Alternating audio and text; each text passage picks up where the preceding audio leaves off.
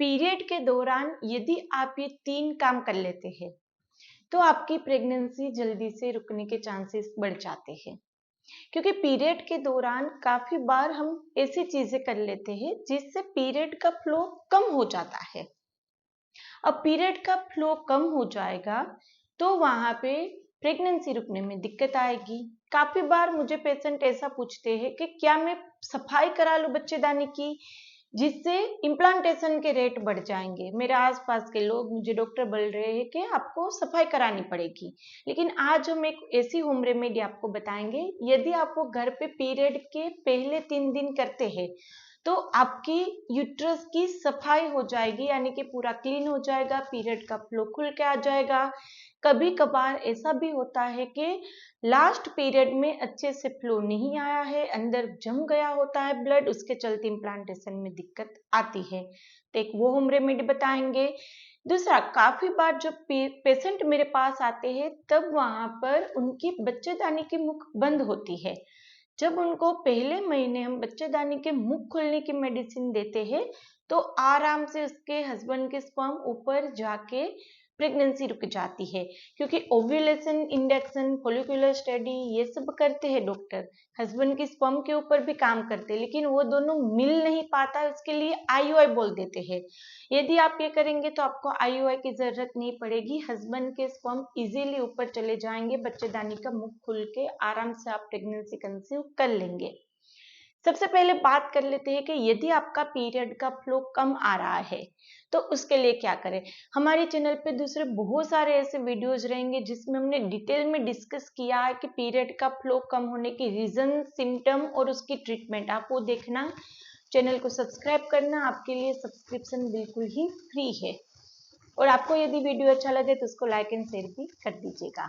तो अब बात करते हैं पीरियड का फ्लो यदि आपका कम आ रहा है तो बेसिक सिर्फ हम आपको बता दें कि आपका थायराइड लेवल नॉर्मल होना चाहिए, प्रोलैक्टिन लेवल नॉर्मल होना चाहिए, हीमोग्लोबिन और हार्मोन बैलेंस यदि रहेगा तो ही आपका पीरियड का फ्लो ठीक से आएगा। यदि पीरियड का फ्लो ठीक नहीं आ रहा है तो आपको पीरियड के पहले 3 दिनों में ये होम रेमेडी ट्राई करनी है। जैसे 1 गिलास पानी में 1 चम्मच अजवाइन लेना है, आधा चम्मच हल्दी पाउडर और 2 चम्मच गुड़। उसको उबाल के छान के पी लो, दिन में 2 बार पीना, सुबह में और रात में। ऐसे 3 से 4 दिन, जितने दिन आपका फ्लो रहता है उतने ही दिन पीना है, पूरा महीना नहीं पीना है।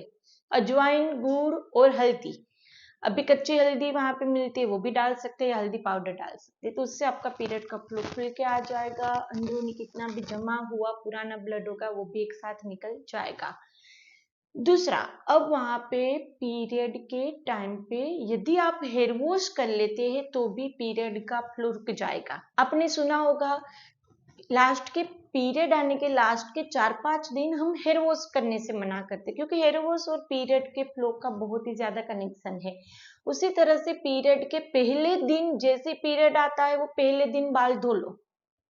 दूसरे तीसरे दिन यदि बहुत ही हेवी फ्लो दूसरे तीसरे दिन सबका रहता है, वो दूसरे तीसरे दिन यदि आप बाल धोएंगे तो पीरियड का फ्लो कम हो जाएगा, बंद हो जाएगा। तो पीरियड के पहले दिन बाल धो या फिर चौथे पांचवें दिन जब फ्लो थोड़ा कम हो जाए तब बाल धोएंगे। यदि आपका पिक फ्लो के जो डेज है उसमें बाल धोने से भी आपका पीरियड का फ्लो कम हो सकता है।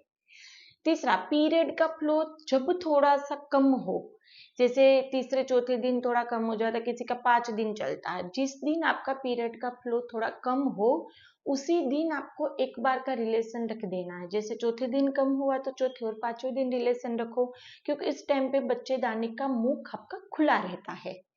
अब वो बच्चेदानी का मुंह खुलेगा, हस्बैंड के स्पर्म ऊपर जाएंगे। जैसे हस्बैंड का स्पर्म यहाँ पे पड़ा है, आपने रिलेशन रखा लास्ट के दिन में, यानी कि चौथे दिन आपका फ्लो कम हो गया, आपने रिलेशन रखा, हस्बैंड का स्पर्म, बच्चेदानी का मुंह खुला था, हस्बैंड का स्पर्म यहाँ पहुंच गया है। अब यदि आपकी शॉर्ट साइकिल है, 24-25 दिन की जिसकी साइकिल रहती है, उसमें ओव्यूलेशन 10वें दिन तक हो जाता है, तो वहां पर वो स्पर्म ऊपर जाके टिका रहेगा। जब भी अंडा बनेगा ऑलरेडी आपकी फैलोपियन ट्यूब में रहेगा वो स्पर्म, तो आराम से वहां पे प्रेगनेंसी रुक जाएगी। यदि आपकी नॉर्मल साइकिल है जिसमें 14, 15, 18 दिन पे होता है ओव्यूलेशन, उसको ये पीरियड के लास्ट टाइम पे रिलेशन रखने वाली चीज ज्यादा हेल्प नहीं करेगी, जिसकी शॉर्ट साइकिल है उसको हेल्प करती है।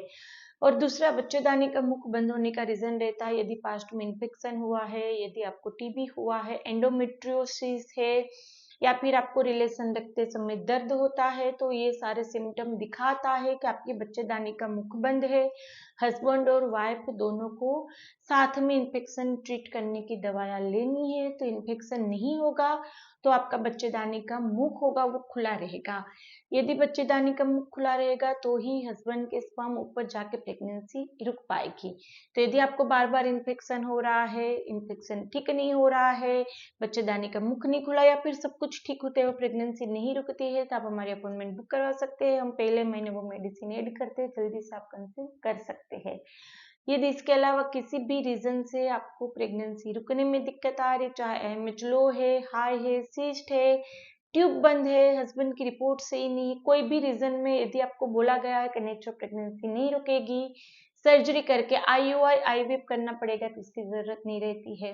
होम्योपैथिक मेडिसिन से हम नेचुरली कंसीव कर सकते हैं।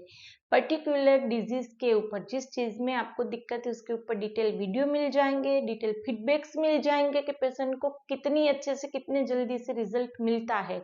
होम्योपैथिक मेडिसिन स्लो नहीं काम करती, यदि प्रॉपर मेडिसिन सिलेक्ट करो सबसे ज्यादा इफेक्टिव और फास्ट रिजल्ट होम्योपैथी देती है। तो आप वहाँ पे हमारी अपॉइंटमेंट बुक करवा सकते हैं, यहाँ पे हमने नंबर दिया गया है, ऑनलाइन ऑफलाइन दोनों अपॉइंटमेंट आप बुक करवा सकते हैं, हमसे कनेक्ट हो सकते हैं। और ये वीडियो हमने जैसे बताया था आपको पसंद आया तो लाइक करने, अभी तक सब्सक्राइब नहीं किया तो कर लिया, आपके लिए बिल्कुल ही फ्री है। चलिए फिर जल्दी से मिलते हैं, तब तक के लिए stay healthy stay happy, bye.